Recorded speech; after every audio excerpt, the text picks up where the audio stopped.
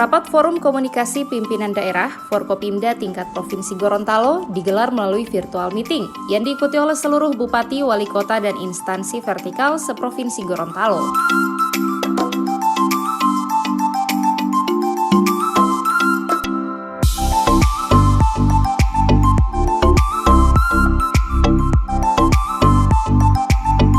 Dalam penanganan wabah COVID-19 di Kota Gorontalo, terdapat 4 poin yang dilaksanakan oleh pemerintah Kota Gorontalo, yakni refocusing kegiatan dan realokasi anggaran tahun 2020 sebesar 38 miliar rupiah lebih, yang terdiri dari prioritas program, penanganan kesehatan sebesar 8 miliar 541 juta rupiah lebih, dan penanganan dampak ekonomi sebesar 19 miliar 456 juta rupiah lebih, dan belanja tidak terduga sebesar 11 miliar rupiah.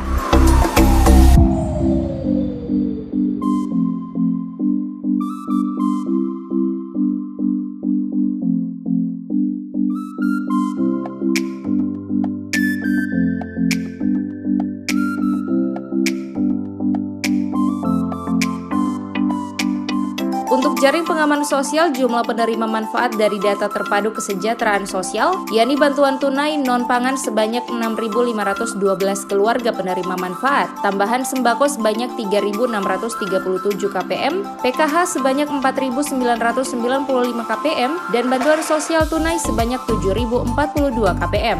Ada anggaran-anggaran yang tidak terlalu prioritas di Dinas Kesehatan, maka itu dialihkan untuk menangani COVID-19. Demikian juga yang di rumah sakit. Kemudian kalau realokasi itu dari semua dinas. Jadi yang ada di dinas-dinas yang tidak terlalu prioritas atau belum prioritas, maka dipindahkan ke dinas lain. Dinas lain ini dalam rangka menghadapi penanganan tiga ini.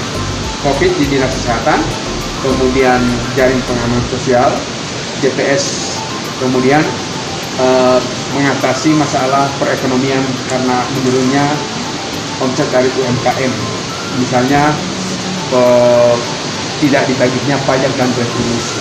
Nah, dari 3 hal ini.